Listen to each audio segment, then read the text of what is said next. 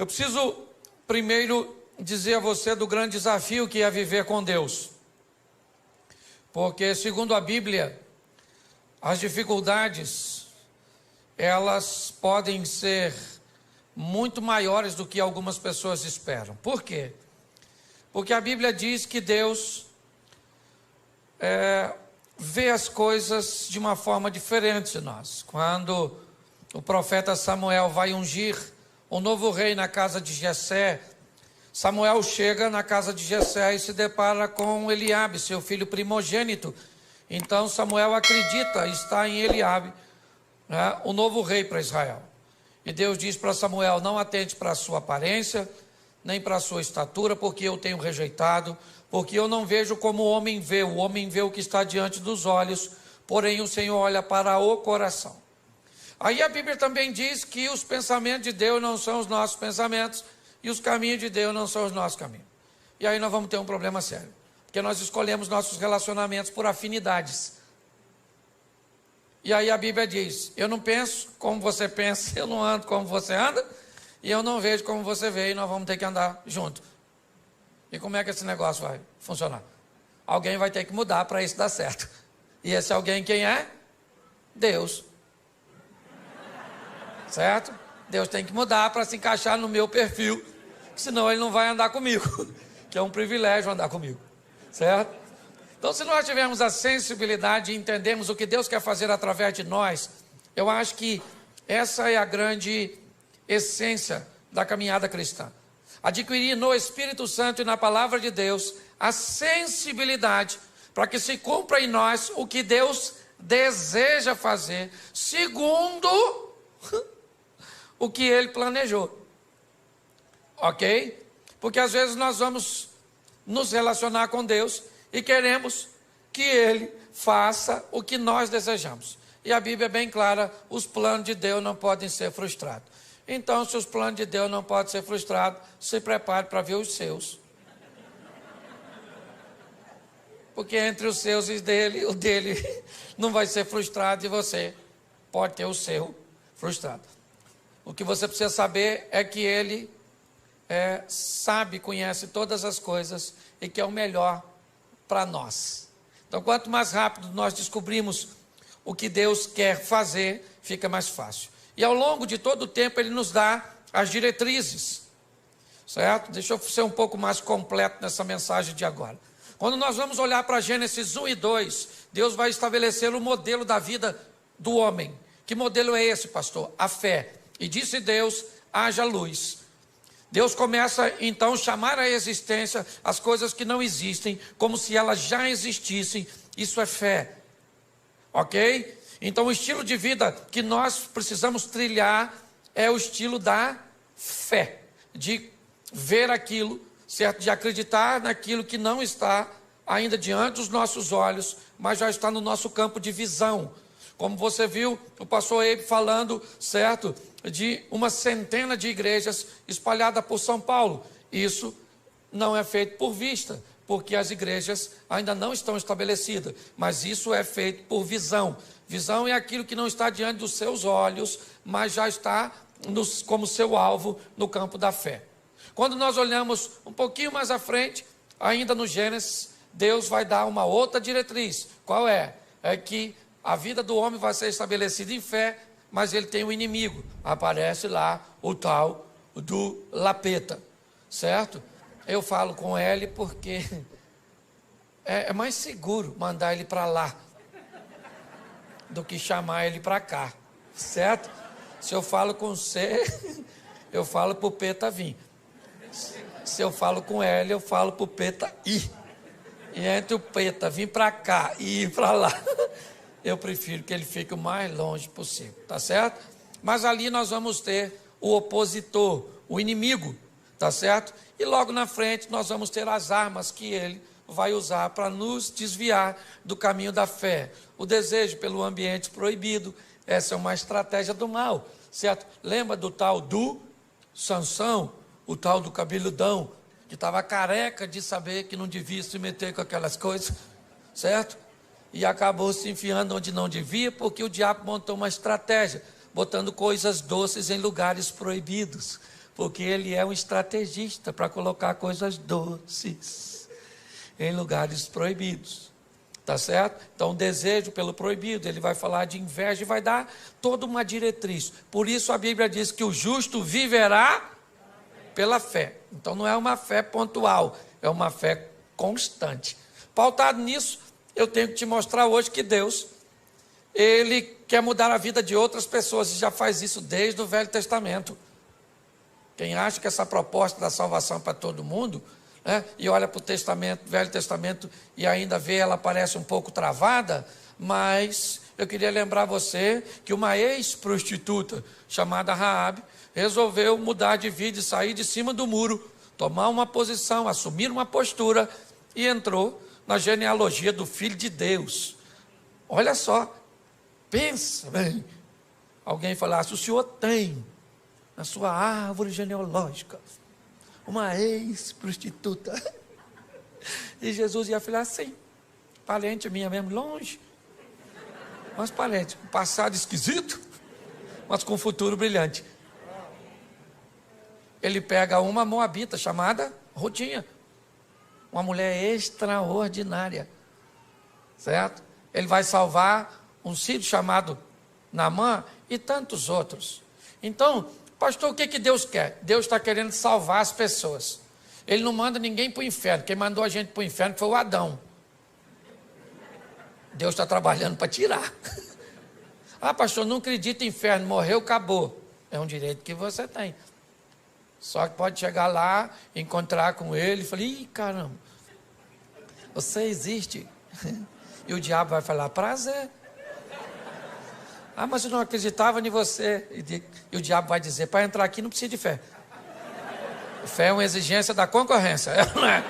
Aqui você entra sem fé mesmo, senta nessa cadeira pegando fogo que já vou te atender, ok? Então, se você quer ir garantido, vai com Jesus que o passaporte vai carimbado, tá certo? E você vai passar por lá, vai passar, né? Até quem não for para o céu, vamos dizer assim, vai ter que ver Jesus, todo joelho dobrará, toda língua confessará, então a turma vai passar por lá. Aí eu imagino Jesus olhando para alguns, né? Aí a pessoa entra, aí Jesus está lá. Aí igual a hora da conexão aqui, né? Jesus, ó.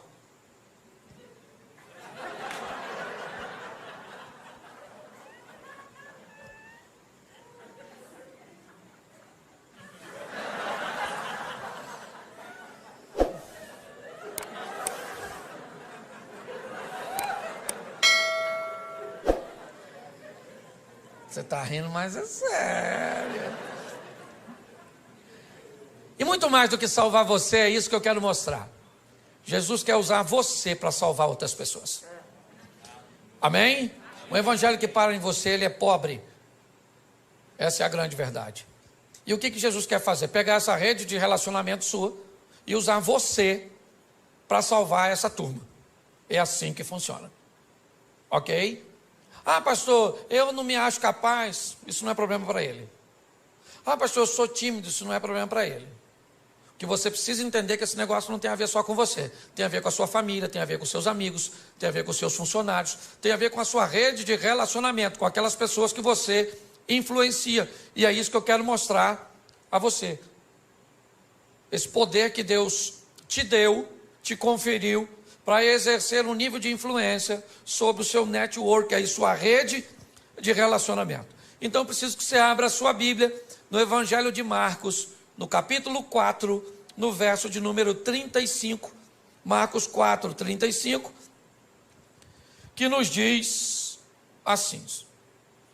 Já achou? Diga amém.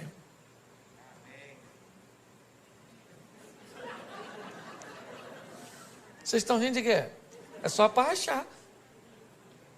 Diga amém quem já achou. Amém. Isso. Quem não achou é só ficar quietinho, que já ajuda pra caramba. Verso 35. E naquele dia, sendo já tarde, disse-lhes: passemos para outra margem, ou para outra banda.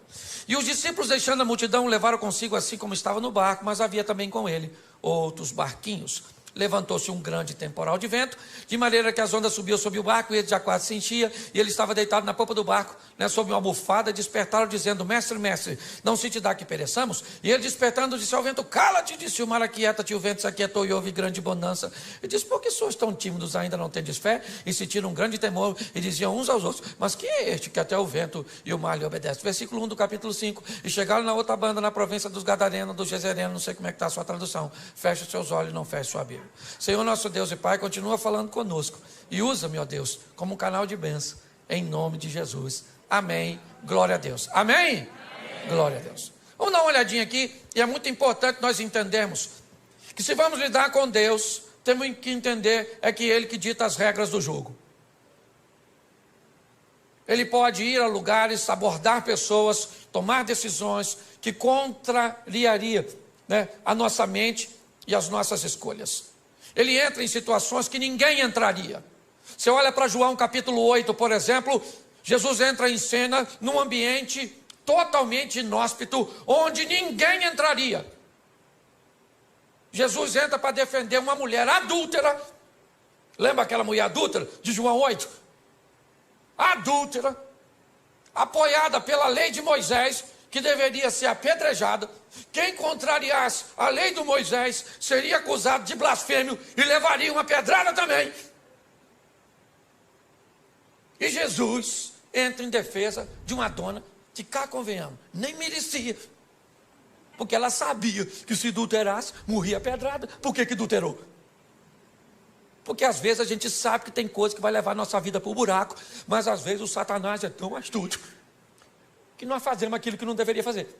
Agora a dona está lá seminua, indo para ser apedrejada fora da cidade, porque não podia tacar pedra dentro dos muros. No caminho alguém tem uma ideia genial de levar ela para bater um papo lá com Jesus, porque estava a fim de tacar a pedra em Jesus também. A cabeça deles é: vamos levar ela lá e vamos dizer: Jesus pode apedrejar ela? A lei do Moisés diz que pode. Se o senhor disser que não pode, a gente taca a pedra em você também.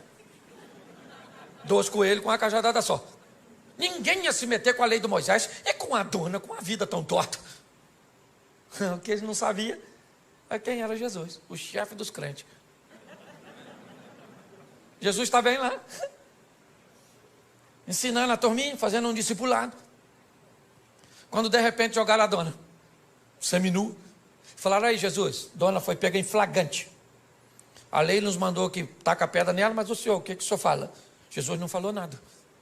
E aí o pessoal falou: fala Jesus, fala Jesus, fala Jesus.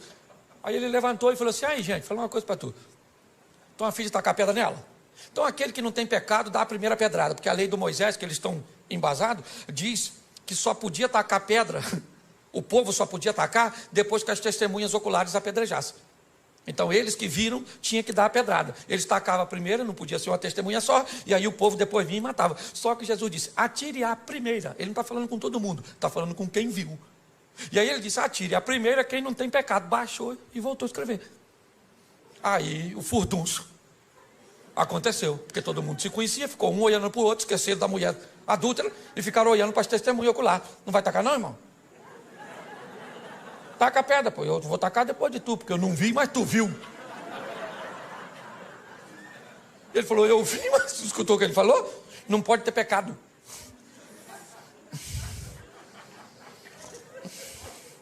Nem sei o que eu vim com essa pedra aqui, nem sei.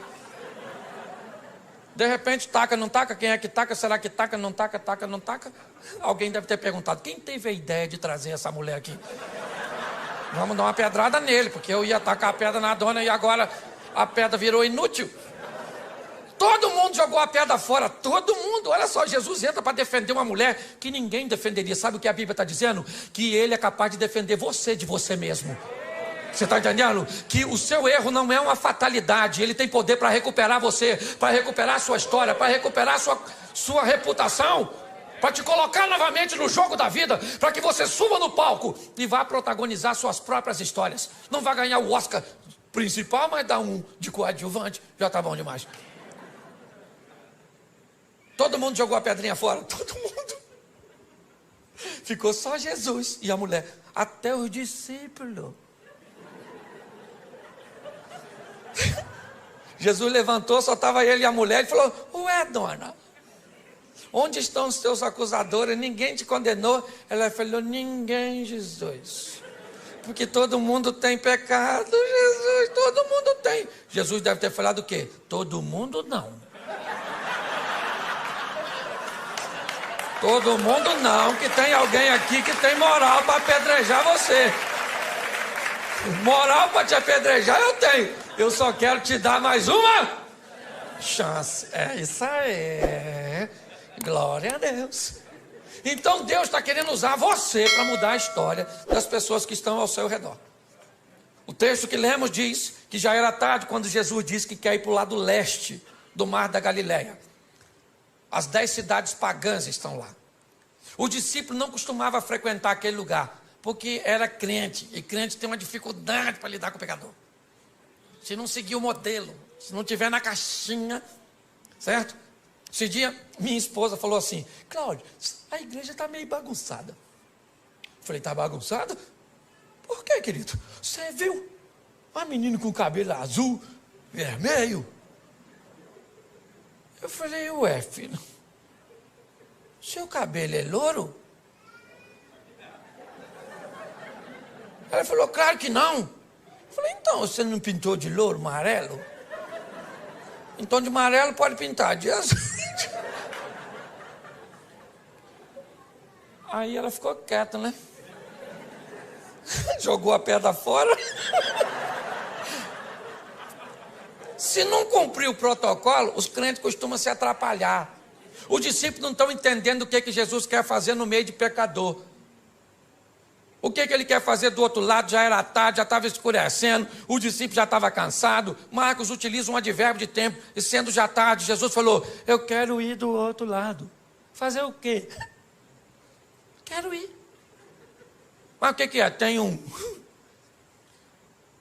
pequeno grupo? Tem nada. Eu estou a fim de dar um pulinho lá do outro lado. Vamos embora. Botou a turma dentro do barco e foi. Ele e os discípulos, que não estavam entendendo nada, porque às vezes é assim. Você tem que entender que com Jesus, ou você obedece, ou você se lasca. Você quer ver? Tem 2 soldados. 2 soldados aqui em pé. De repente, um comandante diz assim: no chão! Aquele que obedece, se joga no chão. Tem aquele outro que diz: no chão por quê? Está acontecendo alguma coisa. Já morreu, o tiro já bateu nele, já pegou. Tuf. Com Deus, querido, você obedece primeiro e pergunta depois. É assim que funciona. Botou todo mundo e falou assim: vamos para o outro lado, passemos para a outra margem. E ele foi dormir. Por quê? Porque ele já falou, o papel dele ele já fez. Gente, passemos. Vou deitar aqui, vocês passam e passemos, porque eu estou junto. Já falei: passemos, vocês trabalham e levam o barco e vão para o outro lado. E quem é que vem? Tempestade. Deixa eu falar uma coisa para tu que é crente. Pensa num troço com fartura na vida do crente. Tempestade. Pensa. Mal sai uma, já entra outra. Já vem assim em sequência. Pastor, que luta. Sabe, esse dia uma irmã dessas irmãs muito pentecostal assim mesmo, olhou para mim com aqueles olhos de raio-x. E falei: nossa, o que vem aí? Aí lá vem ela na minha direção. Me olhou com aquele olhar que queria me botar medo. Falou: pastor Cláudio, o diabo está furioso com o senhor. Eu falei: irmã, bota medo de mim não. Está furioso com a senhora também, não vem de palhaçada não, na verdade.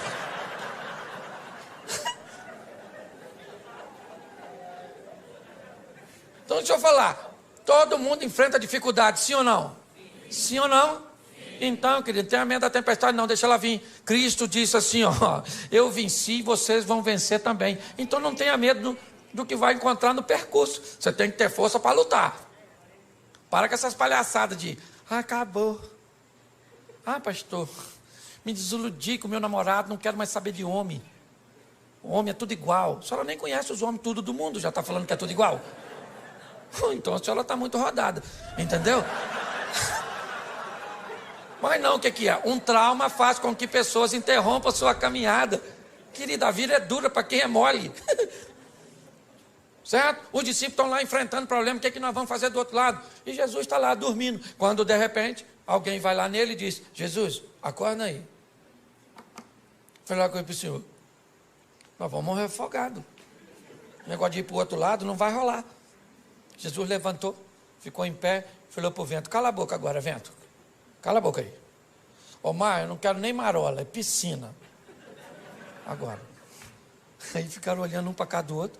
Falou: quem é esse que até o vento e o mar lhe obedecem? Os discípulos estão querendo saber o que é que eles vão fazer do outro lado. E o que Jesus quer? Alcançar uma influência. Jesus quer alguém para fazer propaganda dele. Porque propaganda é a alma do negócio, gente. Você lembra quando o reino de Ezequias está cercado pelo rei Senaqueribe, filho de Tiglade? E agora não tem rota de fuga, aquela situação toda. E aí, o Ezequias chama o profeta Isaías e diz: Isaías, vamos falar com Deus aqui, meu filho, que a chapa está quente. O negócio está doido. Certo? Está igual ao Rio de Janeiro. O negócio está difícil. Vamos orar. E aí eles falam com Deus: Senhor, olha aí o Senaqueribe ameaçando o Senhor, ameaçando eu. Deus envia um anjo. Quantos anjos? Quantos anjos? Um só. Deus falou: um anjo, dá um pulinho lá e resolve a parada, mata só valente, não mata covarde não. Aí o anjo fazia assim, ó. Quem enfrentava morria, quem corria salvava. Por quê que o anjo não matou covarde? Porque se mata todo mundo, quem é que conta para os outros? Os anjos, os covardes saíam correndo nas nações vizinhas, chegava lá assim, ó.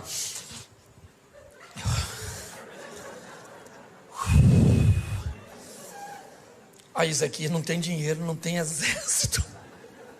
Mas tem um anjo lá, meu filho, exterminador do futuro. Um anjo, rapaz, o anjo mata tudo, irmão. Mata tudo.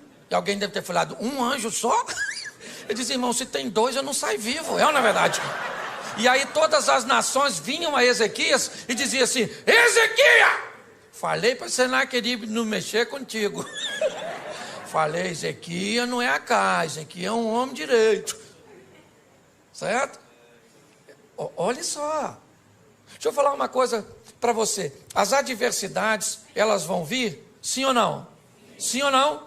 Mas nós vamos vencê-la. Se prepare, querido. Não reclama não.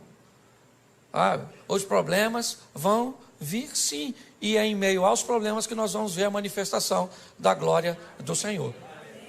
Os discípulos estão amedrontados ali, quando de repente Jesus repreendeu tudo e eles chegaram do outro. Aí acabou, desceu do barco. Eu imagino a felicidade. Nossa, graças a Deus. Quase que fundou, hein, Mateus? Você sabe nadar, Mateus? Você é cobrador de impostos? Nem sei. Quando eles estão ali, olha lá para frente, vem correndo na direção deles um cara todo machucado, pelado e gritando. Mal acabou a tempestade, já vem um cara peladão. Eu imagino os discípulos falando: é difícil andar com Jesus, hein? É uma aventura atrás da outra. Nem do susto nos refizemos. E lá vem o cara gritando. Quem é o camarada? Um dos caras mais conhecidos, um influencer. Entendeu? Assim, quase um Felipe louco. Para não botar outro no sobrenome. Um influencer, um cara. Todo mundo sabia quem era o maluco. Por quê? Porque ele era famosérrimo.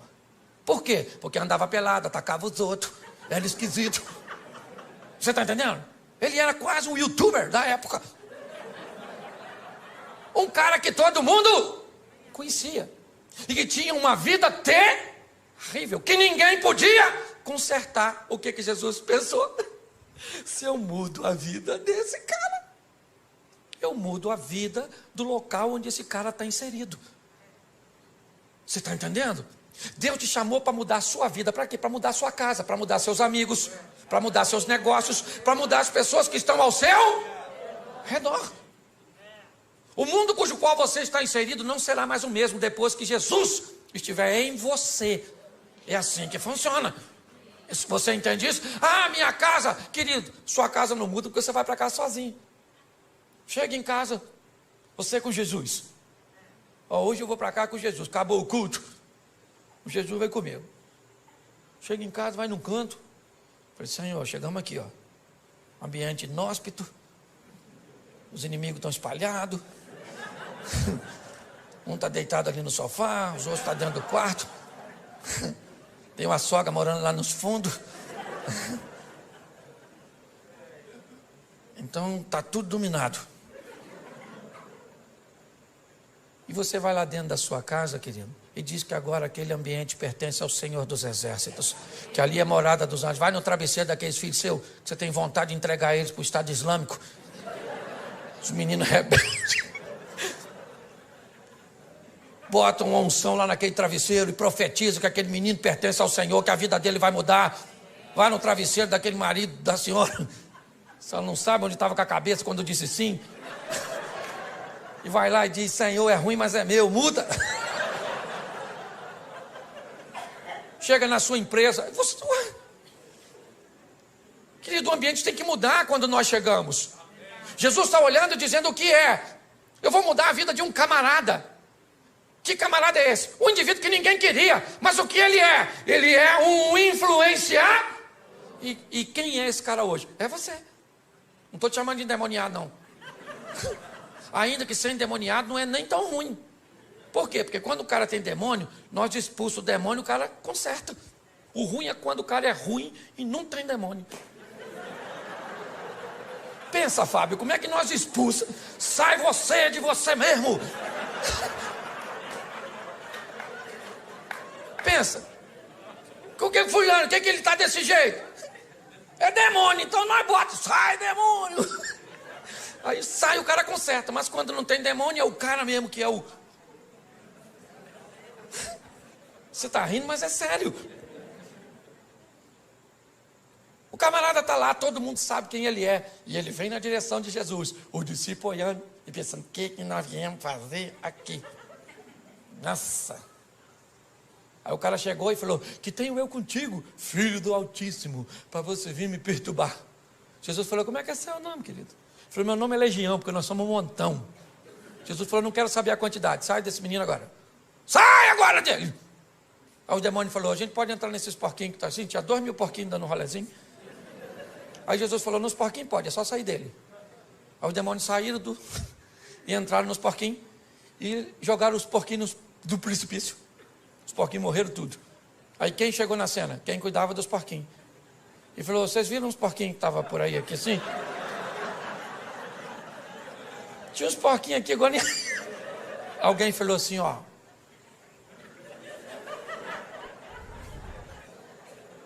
O matador de porquinho é aquele lá, ó.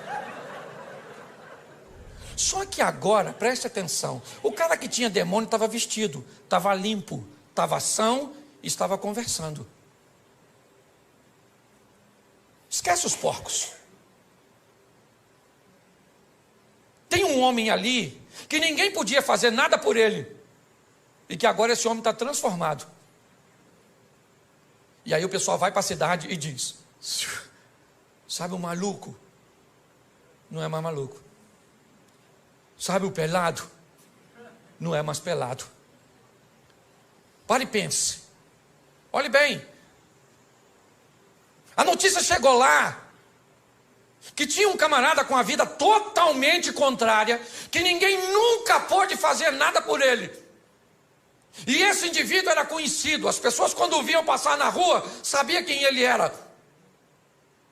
As pessoas sabiam que ele era uma ameaça para a sociedade. As pessoas sabiam que ninguém queria se relacionar com ele. Ele era um vivo, vivendo com mortos, pois ele morava nos sepulcros. Ele se feria, ele gritava, ele atacava pessoas. Ele era basicamente um irrecuperável.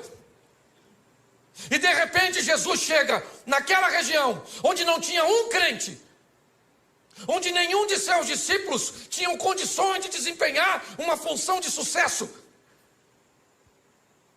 E Jesus enfrenta uma tempestade, a incredulidade dos discípulos, a hostilidade do povo daquela região, simplesmente para ter um encontro com um homem.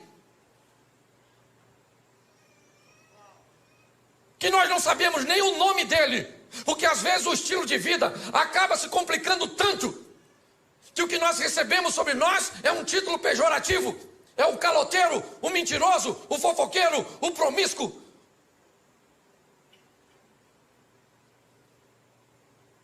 Quando olhamos para esse ambiente, não dá para entender o que Jesus está querendo com aquele homem, que ninguém daria nada por ele. Agora aquele homem está limpo, sentado conversando com Jesus. E Jesus então diz: eu vou embora daqui. Eles não me querem. Aliás, eles não querem nem a mim e nenhum dos meus discípulos.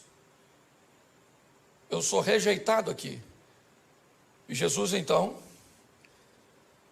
vai sair daquele ambiente. Quando ele vai sair, o homem diz assim: eu gostaria de ir com o Senhor, Jesus. E Jesus disse: não, comigo você não vai. Você vai ficar aqui. E você vai mostrar para toda essa nação 10 cidades pagãs, Decápolis. Você vai mostrar para este povo quão grandes coisas fez o Senhor por você e como Ele teve misericórdia de você. Eu estou indo embora, mas eu vou deixar você aqui. Quem é você? O ex-endemoniado? O ex-louco? Quem é? Como é que vão acreditar nesse camarada? Não é de hoje que nós sabemos que as pessoas não gostam de gente que consegue mudar. Não é de hoje que nós sabemos que pessoas têm muitos problemas com quem resolve viver uma vida direita. Por isso que muitas vezes você diz assim: pastor, eu não faço nada, pastor. Eu lá no trabalho, eu trabalho direitinho, eu chego no horário, eu faço tudo certinho, eu desempenho a minha função e eu estou sendo tão perseguido. O que está acontecendo comigo? O que está acontecendo com você? Todas as vezes que você faz o certo, você passa uma mensagem para quem está fazendo errado. Que é possível fazer certo, que é possível ser honesto, que é possível ser direito. Ser certo, inevitavelmente, vai incomodar as pessoas. Quando nós olhamos agora, Jesus disse para esse homem: você não vai comigo, você vai para a sua casa. Você vai para os seus. E você vai mostrar para eles, não é falar. Porque em casa nós não pregamos com Bíblia. Em casa nós pregamos com vida. As pessoas que estão ao nosso redor não querem saber o quanto nós conhecemos de Bíblia. Eles querem saber o quanto a Bíblia transformou a nossa vida. É assim que funciona. Esses dias eu estava aqui em São Paulo e eu ia ministrar uma palestra e um dos coaches mais renomados do Brasil foi me buscar. E aí no carro, ele e a esposa, ele me olhou e me disse assim: pastor Cláudio, se o senhor tivesse um conselho para me dar, qual o senhor me daria? Eu olhei para ele e para a esposa e disse: que essa sua mulher seja sempre a sua maior fã. Enquanto ela for a sua maior fã, você é um homem bem sucedido. Mas quando ela não acreditar mais em você, você vai se tornar uma fraude. Porque a nossa família é a nossa primeira congregação. É a nossa casa. Eles têm até, porque preste atenção, se ele mudou de vida, todo mundo sabe que ele é um ex. E esse é o problema. Quando você é alguém que viveu uma vida ruim lá atrás e agora tem uma nova conduta, sabe o que as pessoas falam? Fica de olho nele. Fica de olho. Já, já. Pau que nasce torto, nunca se endireita. Mas se você sempre foi gente boa e um dia falhou, sabe o que as pessoas falam? Nunca confiei. Tinha alguma coisinha. Credibilidade. Jesus mudou a vida deste homem, é verdade. Ele estava nu e agora está vestido. Ele era um louco e agora está são. Ele era um perigo à sociedade e agora está oferecendo perigo para as estruturas do inferno. Porque ele chega naquele local com o poder de Deus. Mas quem é que vai dar crédito para ele? Quando você vai começar uma nova vida, aprenda que um período vai ter que ser gasto com um descrédito de gente que não vai acreditar que você mudou, porque você tem passado, e nós não podemos mudar o passado de ninguém. Isso aqui não tem a ver contigo, Xavier. O que nós podemos é influenciar futuro. Amém? Quando o Eliseu manda a viúva pedir vasos emprestados, não interessa o que tinha no vaso. É vaso vazio. Se tinha cachaça, se tinha homossexualidade, se tinha violência, não interessa o que tinha. O que interessa é o que vai ter agora. Entendeu? Esvazia o vaso e deixa que eu enche, eu coloco unção, e agora ele vai ter uma nova finalidade, vai ser cheio de mim, e não do mal que estava antes. Então Jesus olha para esse indivíduo e vai devolver a ele. Quem aqui jogou boleba de gude quando era? Aquelas bolinhas de gude? Nossa, legal. Você lembra quando você perdia tudo? O que você tinha que fazer? Sair da brincadeira, não era? Mas aí você tinha um amigo que te emprestava umas 3 bolinhas. E com essas 3, você voltava para o jogo. Jesus está dizendo para você hoje: você jogou seu crédito fora, sua credibilidade no seu casamento, para com seus pais, para com seus filhos, para com o comércio, para com a vida cristã, você jogou fora. Mas hoje eu vou devolver você ao jogo. Eu vou colocar crédito para que você possa ingressar novamente e mudar seu futuro. Você está conseguindo entender? Nós precisamos entender isso. E a maturidade. Esse homem, ele vai reconstruir a sua credibilidade. Imagine ele chegando em casa, depois que encontrou com Jesus, e o pessoal falando: olha ele aí, quem é? Nossa, confusão. E ele chega em casa, pensa: vestido, gente, tão bonitinho. E ele falando: bom dia, família. E o pessoal: olha mesmo, grita de novo, arranca a roupa. Porque depois da credibilidade, o próximo passo, sabe qual é? A desconfiança. O pessoal fica olhando para a gente desconfiado, não fica? Mudou mesmo, mudou mesmo, mudou mesmo. Mudou nada. Quer tomar um negocinho, não? Hã? Hein? Mudou nada, mudou nada. Isso aí é fogo de palha. Já está na vida antiga. Pois é, querido. É um grande desafio ter que lidar com essas situações, com desconfiança. Desconfiança. É assim. Isso faz parte da nossa reintrodução nesse jogo. Deixar esse velho homem para trás e tudo aquilo que todo mundo tem passado. Todo mundo tem passado. Todo mundo tem passado. E louvada seja Deus por isso. Ninguém aqui tem direito de falar do outro. Tem? Fala. Ninguém aqui tem não, querido. É um grande desafio. Eu lembro, no começo, até fui falar com uma irmãzinha que foi falar comigo ali, como é que as pessoas desconfiavam no começo do meu ministério, por eu pregar desse jeito assim, extrovertido, fazendo os outros rir. Deu uma confusão no meio evangélico. Ah, esse pastor é um palhaço. Quem já escutou isso, levanta a mão, por gentileza. Aí, tá vendo como é que me fere até hoje? Você é um animador de auditório, um palhaço, não tem conteúdo. Eu escutei tudo isso. Sabe o que eles falavam? Já está envolvido no escândalo. Porque isso é um irreverente. Só porque eu sou bem-humorado. Isso sou mesmo, que dane-se. Tem gente que diz que veio para esse mundo para sofrer. Sofrer é verbo. Falei isso aqui já. E verbo só faz sentido se for conjugado. Então para com esse negócio de sofrer. Se conjugar o verbo, pelo menos não conjuga na primeira pessoa. Na segunda pode. Eu não sofro, mas tu sofre. Nós não sofremos, vós sofreis, eles sofrem. Aprenda uma coisa: se você não precisa da aprovação de algumas pessoas, por que vai se importar com a crítica delas? Você tem que saber quem você é. Estão querendo roubar a sua identidade, é isso?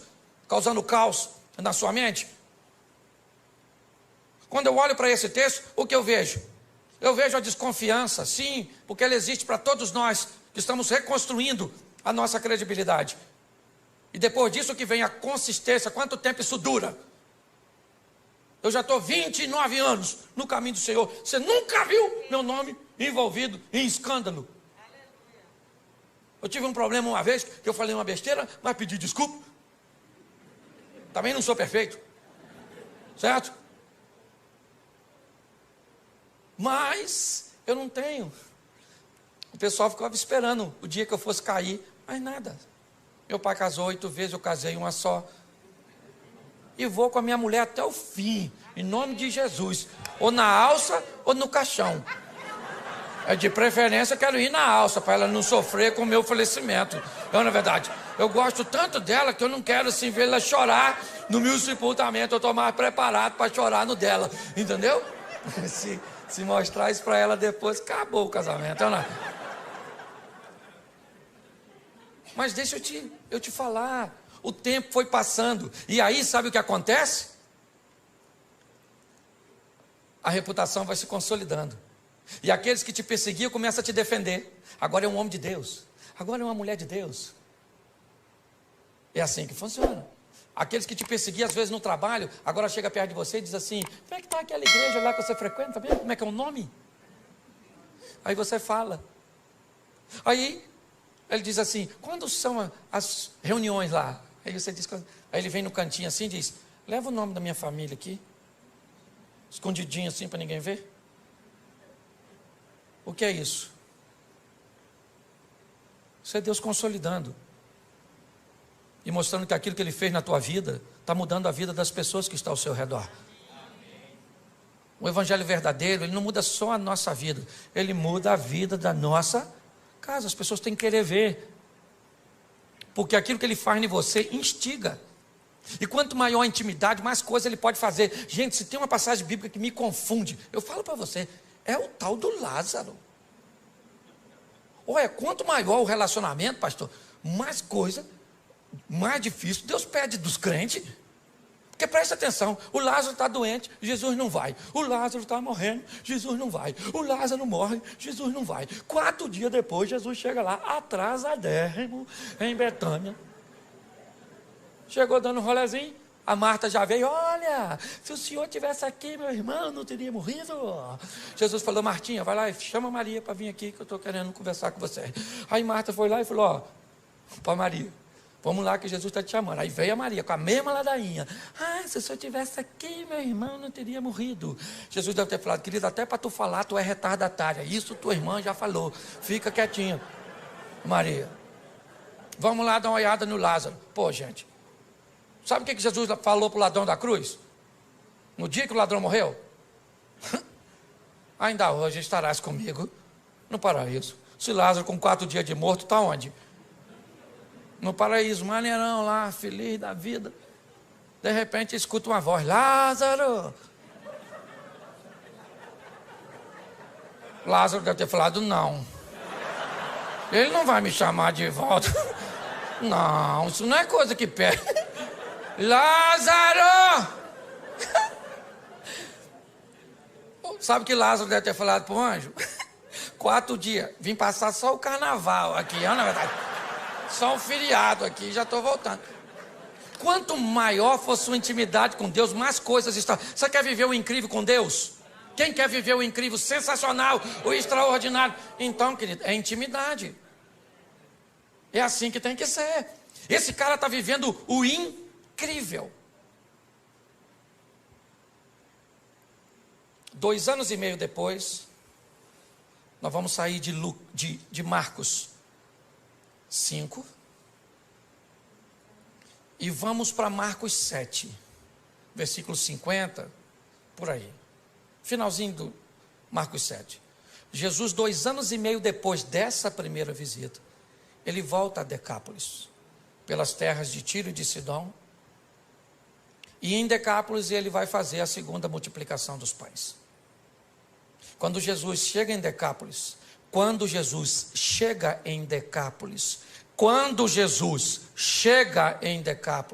tem 4.000 homens, sem falar mulheres e crianças, para ouvi-lo. Pergunto eu para você, quem Jesus deixou em Decápolis para falar sobre ele e para mostrar sobre ele?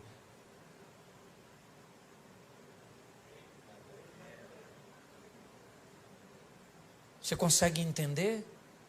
Quem era Gadareno? Gadareno era um camarada que poderia ser usado por Jesus para mudar as pessoas que estavam ao seu redor. Cada um de nós temos o nosso grupo de influência. Se ele é grande, se ele é pequeno, Isso não é o que está em questão. O que está em questão é que o ambiente que eu estou inserido, ele vai mudar. Por quê?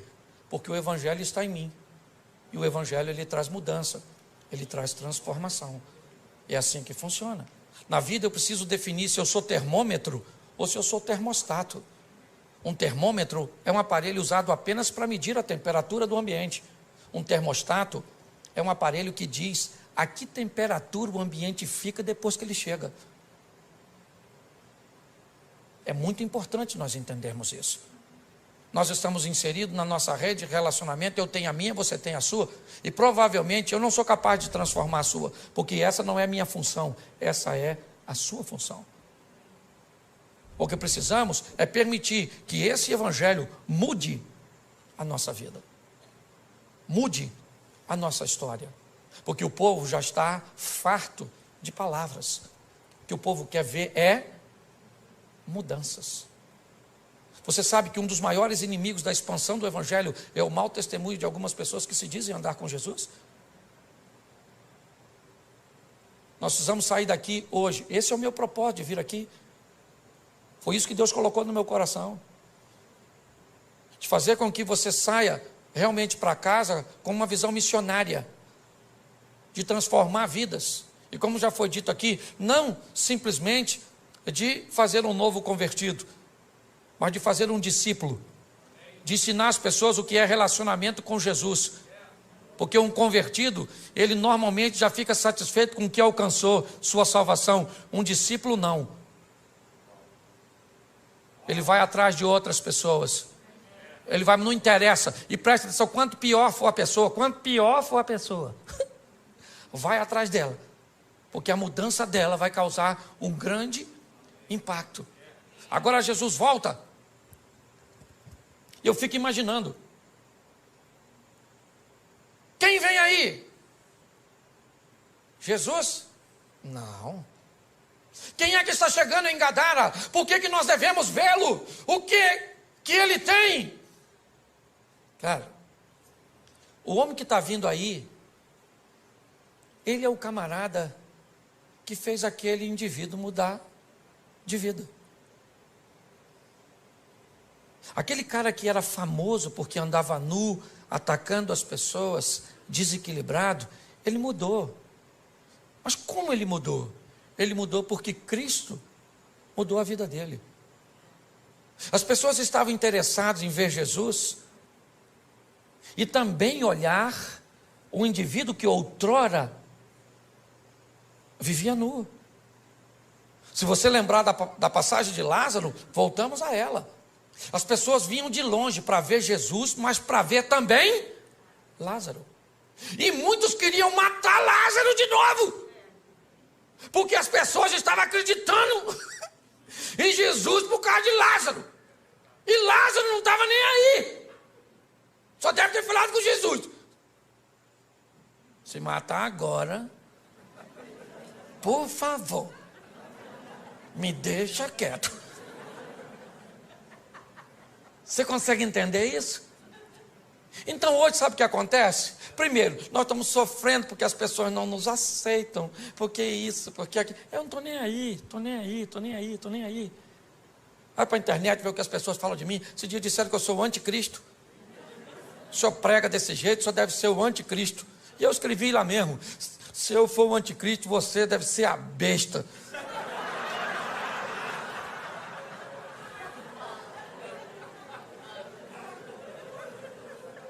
Você está rindo? Por quê? Porque o último estágio dessa história, sabe qual é? A inveja dos imutáveis. Quem não muda de vida, quem não vence. Aí tem que ficar dizendo. Aí olha para você que emagreceu 30 quilos. Nossa, emagreceu, hein? Mas acabou também. Tá velha, tá bagunçada. Porque tem gente que não gosta de ver as coisas acontecerem na sua vida. Aí você tem que decidir. Você está querendo viver para impressionar os outros? Ou você está querendo viver para agradar a Deus? Eu não estou nem aí. Se tem uma palavra que eu uso muito, me permita aqui, pastorzão. É o dane-se. Dane-se.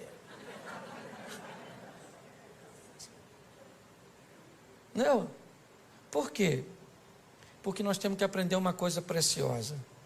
Nosso propósito é viver o que Deus tem para nós. Se as pessoas vão entender ou não.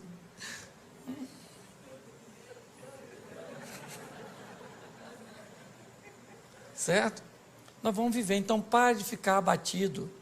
Descubra o que Deus quer fazer através de você na sua rede de relacionamento. É assim que funciona. E você vai ver que a sua vida vai ficar mais fácil. Quem imaginava que aquele indivíduo seria um evangelista tão poderoso? Ninguém. Se você estivesse lá, você o escolheria? Provavelmente não. Mas ele escolheu. E muito mais do que ter escolhido aquele homem, ele escolheu a mim e a você, acreditando que nós também podemos mudar o ambiente cujo qual nós estamos inseridos. Saia daqui hoje, leve Jesus para sua casa, para sua família. Leve mesmo, mas fala para o mundo espiritual. Chega dentro de casa e diz: Jesus está aqui. Chega na empresa, chega para o seu casamento, chega para os seus filhos. É assim que funciona. E o ambiente vai mudando. Posso ouvir um amém? Amém. Você pode ficar de pé? Fecha seus olhos. Pode fechar que ninguém vai pegar nada seu não. Só porque eu sou carioca e flamenguista, né? Saudações. Fecha seus olhos, fecha aí. Isso. Feche seus olhos. Senhor nosso Deus, muito obrigado pela oportunidade que o Senhor nos tem dado de acreditar em nós, de olhar num ambiente onde muitas pessoas não dariam nada para o nosso futuro. As sentenças a respeito de nossa família, de nossa caminhada de fé, de nossos filhos, do nosso casamento, às vezes da nossa saúde, não é das melhores.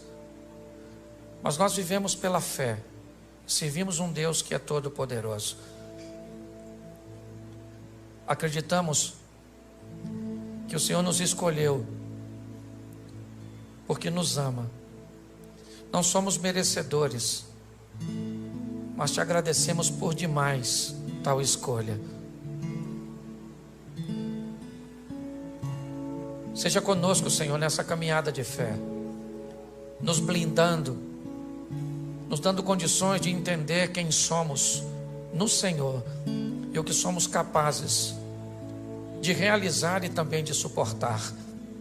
Que todas as oposições que se levantam contra nós caiam por terra. Que a nossa casa seja morada dos teus anjos. Que sejamos casados para sempre. Que aquilo que nos une sempre será mais forte do que todas as forças empregadas para nos separar. Nossos filhos são flechas na mão de um valente que vão chegar em lugares que nós não chegamos. Eles são heranças do Senhor. Desta terra comeremos o melhor, porque o Senhor é o nosso refúgio e a nossa fortaleza. Vamos amar pessoas, vamos cuidar de pessoas, ó Pai. Não descartamos ninguém. O máximo que fazemos é reposicionamos pessoas. Ajuda-nos, ó Pai, nessa caminhada. Que o Teu Espírito continue conosco. Que a Tua palavra seja a nossa bússola. Que os Teus anjos sejam auxiliares. Fica conosco, Senhor. Porque nossa função é mudar a vida das pessoas com aquilo que mudou a nossa. Que mais do que te amar, que possamos amar tudo aquilo que o Senhor ama, e que assim seja na nossa vida, em o nome de Jesus. Você pode aplaudir o Senhor? Glória a Deus. Olá, pastorzão. Uau, muito obrigado, pastor Cláudio. Foi muito bom, muito bom.